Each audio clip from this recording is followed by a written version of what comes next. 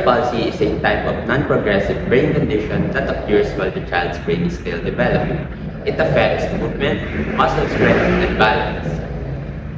Our patient, Princess Marie, has a left-sided hemiplegic cerebral palsy, which is a type of cerebral palsy where only one side of the body is mainly affected, specifically her left arm and her left leg.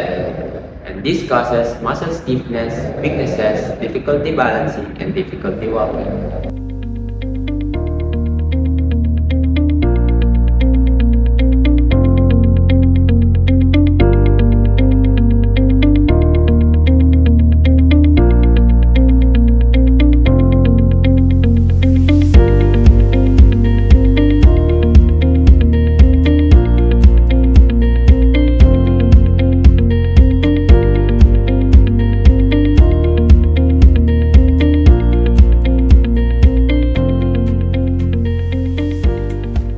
Good morning. I am Arya Mugan, your physical therapist. And I'm Largely Langa, your physical therapy intern. Okay. So ngayon, i-assess natin kung ano pong reason bakit kayo nagpunta here sa clinic namin or sa hospital. So, may I know po your full name? Eliza Milante. And how about you? Ano pong pangalan niyo? Princess Marie po. And is it okay lang po ba na mag-ask ako ng questions about sa condition ng anak niyo? Yes, po. So, first question po, what brings you here today po, Eliza? Nahihirapan pa rin po siyang maglakad lalo na yung left side niya. And ano po yung parang pinaka sole reason bakit po nag-decide kayo na magpa-check na po? Or magpa-check up? Madalas po kasi siyang natutumba kapag naglalakad or tumatakbo ganyan. And may paninigas rin po sa left side ng body. Left side po, like lower legs or left arm? Both arms and legs po. Left side. Yes.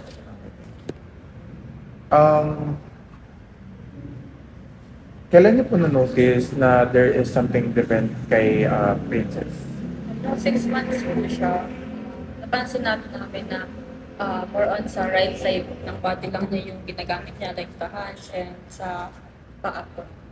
Like pag humawak po siya ng mga toys or like ng spoon, pag natry niyo po siyang pakainin. Yes po. And what year naman niyo po na-confirm or na-diagnose si baby po na may cerebral palsy po? Around 1 year old. 1 year old. Growing up po, may changes naman po ba sa case niya or over the time mas lalong lumalala yung paninigas ng left arm and left leg niya? May improvement naman po pero yung paninigas is nandun po.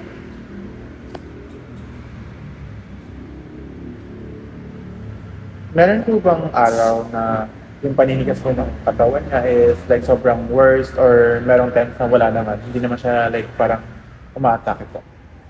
Yung stiffness niya is lumalala kapag stress or pagod siya. So, more on physical activity, Yes. dun nag-trigger yung stiffness ng muscle niya. Talking about naman po sa history ng pregnancy niyo, pangilan niyo na itong anak si Princess? First pa lang. First. Prior having her po, meron po ba kayong miscarriage or abortion? Wala naman. Wala naman.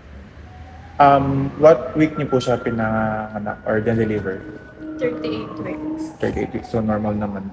So, talking about your history naman po ng pregnancy, ilang anak niyo na po si Princess? First pa lang. First thing. And prior having her po, meron po ba kayong miscarriage or abortion? Wala naman. And during pregnancy po, what was your lifestyle? Konting exercise, yan. Tapos, madalas din po ako magkaroon ng high blood. So, during pregnancy, meron kayong hypertension. Tama po. Yes po. Complete po ba ng vaccine si Princess growing up or what? Hindi po siya kasi financial problem. And talking about naman po nung delivery, na-admit po ba siya sa NICU? Na-admit po siya for 5 days. Ano po ang reason bakit na-admit po si Princess sa NICU for 5 days? Yung pag-iyak niya po kasi ng paglabas niya is sobrang hina, kaya kinailangan din siyang lagyan ng oxygen. And on a daily basis po, gaano po siya katagal nakakapag-walk independently without needing any assistance po?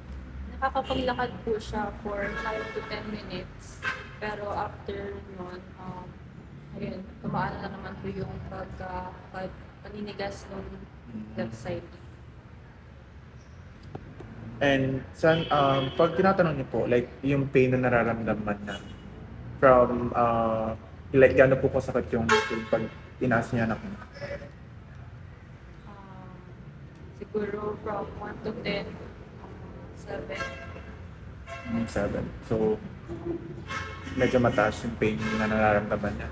And pag nararamdaman niya po ito, ano po yung mga ways na ginagawa niya para somehow mabawasan yung pagka-stiffness or pagka naninigas yung muscle ng arms and legs niya po? Pinagpapahinga lang po siya and konting stretching. And how often po ginagawa niyo yung stretching? Siguro mga 2 times a day. 2 times a week. And lastly po, pag kaya niyo po ba kumukuha at saka tumayo without any assistance kasi hindi po na nawawala ng balance or what? Minsan po kailangan talaga ng tulong. So, thank you for answering that question. So, next po is, i-endorse po muna kayo sa ating intern and siya po yung mag-help kay baby para mag-perform po ng some activities to test po yung functional abilities po ni baby or ni Princess. You're welcome po. So, before po tayo mag-start sa developmental milestone, magpapakilala lang po ako. At ako po si Virginie Langa, yung baby intern. So, let's start po. Sa unang question po, kailan sa po unang nag-iangat na ulo po? Mga anong month po po? Around 5 months na. Kailan po siya nakaupo ng may support? May support po. Ah, 10 months. 1 months po. Yung wala naman pong support, Mag-1 year. medyo late ka rin po pala.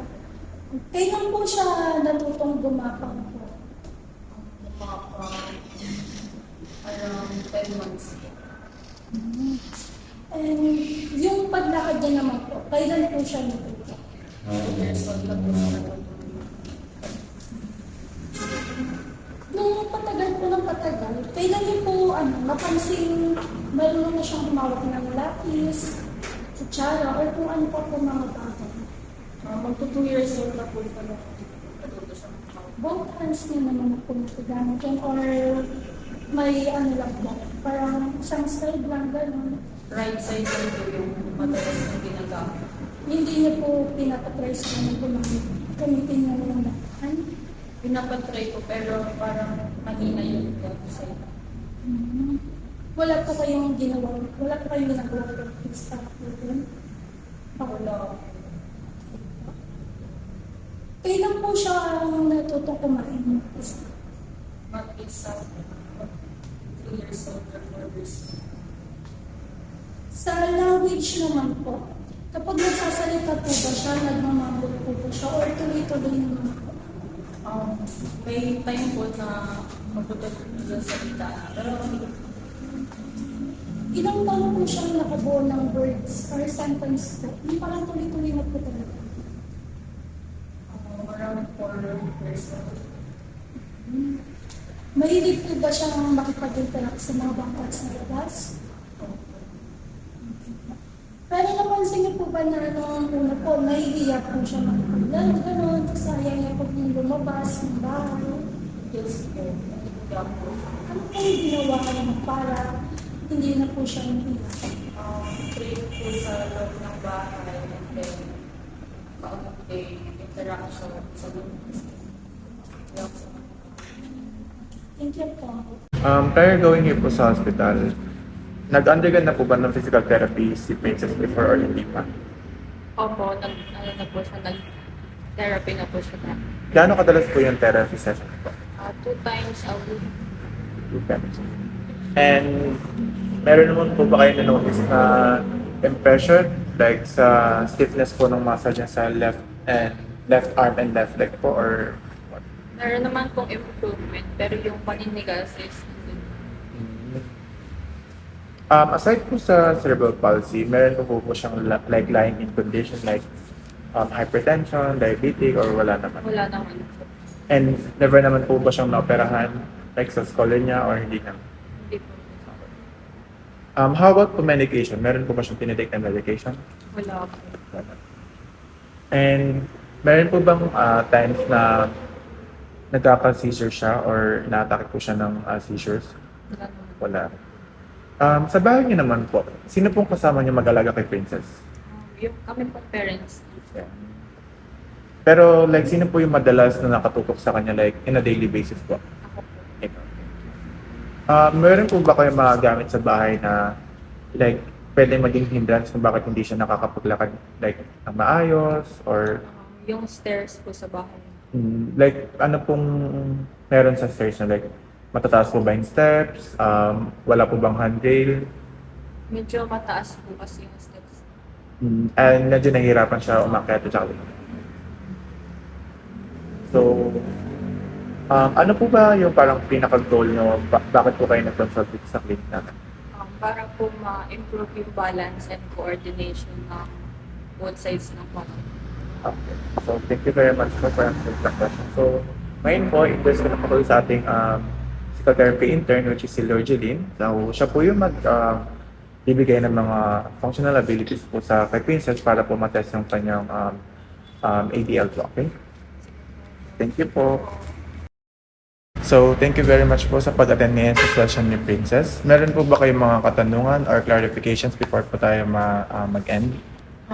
Ilang sessions po kaya nga abutin ng treatment ni Princess? That's a good question po. So, with her case po, I would highly suggest na gawin siya like 5 days sa bahay, araw-araw, like mga 10 to 15 minutes. Since ang case niya is hemiplegia and mostly left side ng katawan niya yung affected or may problem, I would highly suggest mag-engage tayo sa mga activities na ini-involve both upper ng left and right at saka lower ng left and right body. So, for her hands po, pwede niyo pong gawin is for 10 to 15 minutes is ipaunat niyo po yung arms niya and then tupi, like mga 10 to 15 minutes. Sabay po yun. Then, ganun din po sa legs. Pwede niyo po siyang gawin na nakaupo, tapos medyo nakalutang po yung paa niya. Para pwede pong, kung hindi kaya ni Princess iunat yung left na paa niya, pwede niyo po siyang tulungan, like i-guide siya. Tapos, pwede rin po yung mga activities na nag-i-involve ng pag-move ng mga daliri. So, pwede kayong bumili ng mga laruan ng puzzle, ng clay, para at the same time, yung stiffness or yung paninigas ng kamay niya is ma-loosen or ma-lessen. And then, pwede din sa paglalakad, pwede nyo siyang every morning, pagkagising, pwedeng 5 to 10 minutes walking. Same din before matulog para kahit pa paano, before siya mag-sleep, is yung joints ng katawan niya is nagagalaw natin.